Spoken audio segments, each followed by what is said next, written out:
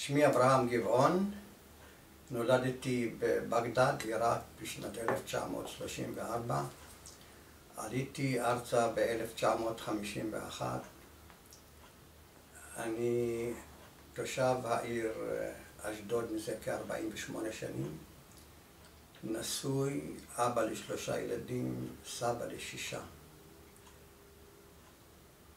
כאשר אחזו באמא שלי הצירים ביום קיץ לוהט בשבת אחת, יולי 1934,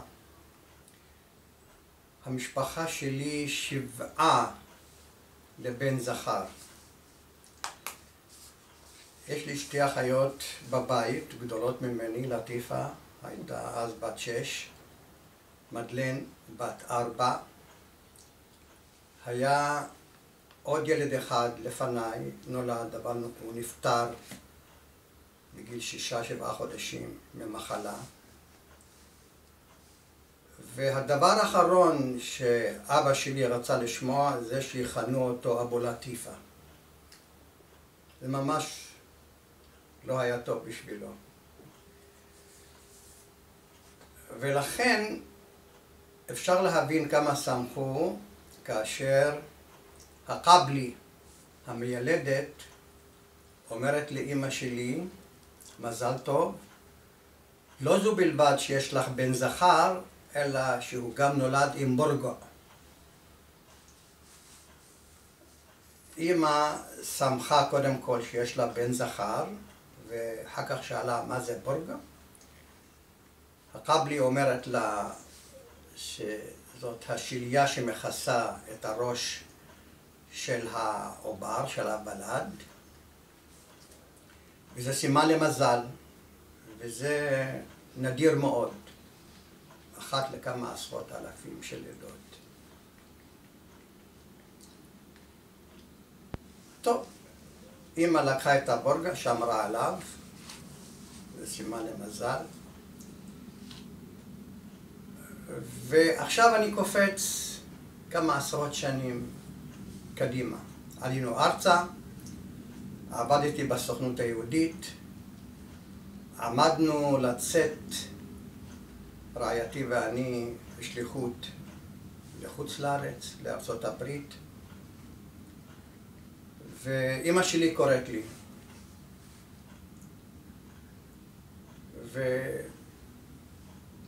וקודם כל היא רצתה לדעת מה התוכניות שלי, היא ניסתה כאילו לשכנע אותי לא להישאר בחו"ל ולחזור ארצה אחר כך.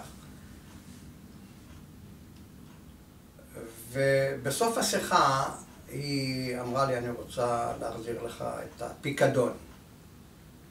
פיקדון? איזה פיקדון? מה פיקדון? היא אומרת לי, כן, אתה זוכר שאתה נולדת עם בורגה, נכון? אמרתי לה, כן, אני יודע. אז הנה, אני רוצה לתת לך את הבורגה הזה. היא אומרת לי, אני שמתי אותו בתוך ארנק קטן, והוספתי עוד כל מיני דברים נגד עין הרע. שאלתי אותה, בשביל מה דברים נגד עין הרע? היא אומרת לי, תראה, אם אתה מצליח, אם יש לך מזל, אז מן הסתם אנשים מקנאים בך. וקנאה זה בדרך כלל עין הרע. בערבית יש ביטוי, יסיבו בעין הרע. יסיבו, הכוונה היא לפגוע בו, כאילו שהעין פוגעת. ואני שמתי כמה דברים כנגד עין הרע. אתה אל תפתח את הארנק הזה, זה בטח מתפורר הכל. אני בעצמי לא פתחתי, אני רק עטפתי את זה עם רצועות אור. אתה אל תפתח את זה, תשמור את זה אצלך. זה סימן למזל, ושתדע שזה כבר הוכיח את עצמו גם. לקחתי ממנה את הארנק, הארנק היה כזה מרופט, שמתי אותו בתוך ארנק משלי, ושמתי את זה במגירה. לא לקחתי את זה איתי לחו"ל. אני קופץ עוד כמה שנים קדימה, אנחנו חוזרים מחול, נסענו פעם לאנגליה, עשיתי טיול רגלי בלונדון, ונדמה לי שזה היה ברחוב בקינגס רוד או משהו. יש שם הרבה חנויות ספרים מיד שנייה. ואני אמרתי לעצמי שאני רוצה לרכוש כמה ספרים קלאסיים מהספרות הקלאסית, כמו צ'ארלס דיקנס, כמו סקוט, אייבנהו של סקוט.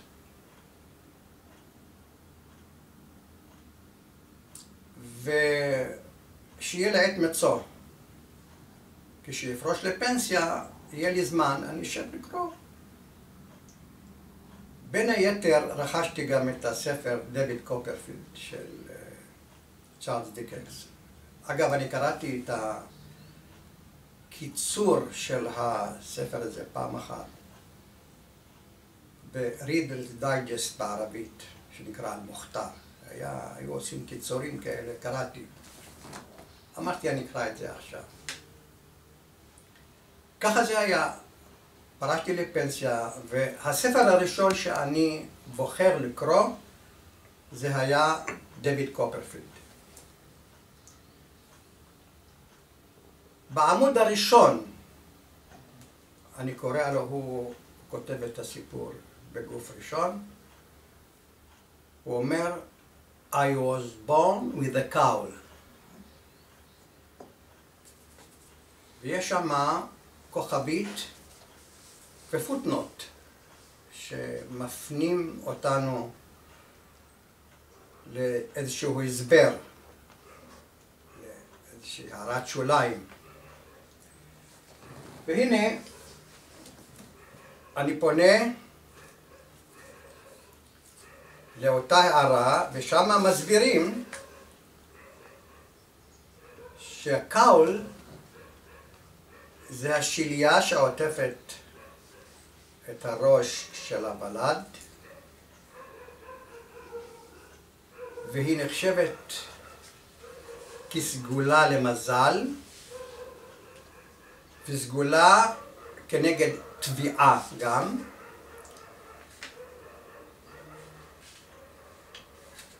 וכתוב שם גם שיש אנציקלופדיה לדעות קדומות שיצאה בלונדון ב-1961, ושם צוין שבעיתון טיימס הלונדוני מ-8 במאי 1848 הייתה מודעה על מכירת קאול. מכירה. ומי היו קונים את זה? ימאים, מפני שזו הייתה סגולה כנגד תביעה. טוב, זה קצת סקרן אותי. אני החלטתי שאני עושה מחקר זוטה. אז קודם כל פניתי למילון אוקספורד. קאול, בערך קאול. זה כאן. כן, ושם מסבירים גם שזאת השליה שמכסה את הראש של התינוק, וזה נחשב לסגולה כנגד תביעה. ואז אני הולך כמה עשרות שנים אחורה. אני ילד קטן בבגדד. נדמה לי שהייתי בכיתה ג' או ד', אני פשוט אינני זוכר. אמא שלי לקחה אותי ללמוד שחייה אצל סבח. סבח זה מדריך שחייה, ואני זוכר שזה היה על גדות החידקל. היה שם אחד כזה ג'לוב, יהודי, היה לו גם עוזר ערבי, מוסלם, שאני זוכר ממנו כמה דברים מעניינים, שהוא תמיד קיבל את הדיבורים שלו במילים עבריות. למשל, הסתובב שם תרנגול, שם בחצר, ואז הוא היה אומר לילדים, דירו בלקם על התרנרול, היה אומר את זה בעברית, תרנרול, או שהוא היה אומר שקר, שקר במקום כזב בערבית, או כשהיה רוצה להישבע, הוא היה אומר באימס, באימס, ככה מדגיש את הדבר הזה. טוב, על כל פנים, זה היה בהתחלה שאני למדתי לשחות, כי אני זוכר מפני שהיו לי 2 מצופים קדימה ו2 אחורה, 2 על הגב ו2 על הבטן, ואת המצופים האלה לא עשו מחומר רגיל, אלא היו עושים את זה מענפי עץ תמר, החלק הרחב שלהם,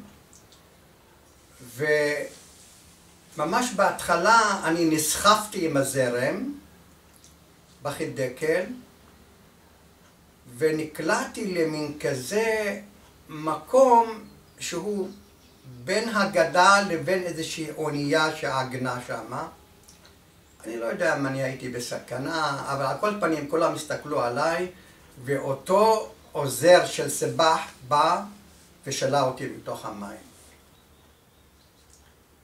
אם זה קשור לבורגה, אני באמת אינני יודע. טוב, אני ממשיך את המחקר שלי. ואני פותח מילון ערבי. מילון ערבי עברי של אברהם שרוני. בערך בורקה. הלוא אין ג' בערבית, אלא קה. בורקה. 1, רעלה, צעיף לכיסוי הפנים. 2, מכסה לכיסוי עיני הבהמה. 3, כיפת העובר בשלייתו. בסוגריים, קאול. קאול. טוב. מה עושים עם כל זה עכשיו? לא יודע, נשארתי עם זה. טוב, אני בר מזל, בסדר, אני מבין את זה. נשארתי עם זה, זהו. הארנק נשאר במגירה, וחיים זורמים. יש לי ידיד, דוד גבאי, שעשיתי לו כמה עבודות תרגום של מסמכים של אבא שלו, כשנולד, כשהיה במצרים. אנחנו יושבים על כוס קפה איזה יום אחד, והוא מספר לי שבמוזיאון אשדוד עושים תערוכה של קמעות, ושהוא תרם ונתן קמעות למישהי בשם יעל, וזהו, הוא מספר לי את זה. קישרתי בראש שלי את הקמעות לבורגה הזה שיש לי. שאלתי אותו מה מספר הטלפון, הוא לא ידע. ניגשתי למוזיאון, היה סגור, היה שם מספר טלפון של יעל. לקחתי ושמתי את זה בכיס עד שיגיע הזמן. ביום קיץ לוהט, באמצע יולי, יומיים אחרי יום הולדת שלי, אני מחליט להשתמש במספר הטלפון שרשמתי לעצמי, ואני מצלצל ליעל. ואני מציג את עצמי, אומר לה על מה מדובר, אומרת לי, איזה יופי. בדיוק עכשיו נמצאת פה אצלי שרה, שהיא לא תמיד זמינה, אבל היום היא זמינה ואני יכולה לבוא אליך עכשיו. אתה מוכן? אמרתי לה, בואי, על המסע.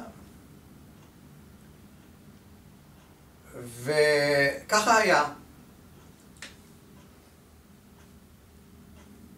יעל ושרה באו אליי, ואני מספר את הסיפור, ואני אומר להם, תראו בנות, הנה הארנק, אני מעולם לא פתחתי אותו, מעולם לא נגעתי בו. זאת אומרת, לא מבפנים. ואני כמוכם רוצה להיות מופתע ומתרגש ממה שעיניי הולכות לראות. וככה היה. פתחתי את הארנק שלי, מצאתי בפנים את הארנק של ננה. אגב, ננה זאת אימא בערבית. והוצאתי אחת לאחת את כל הדברים שהיו בפנים. ואני רוצה להראות לכם את הדבר הזה.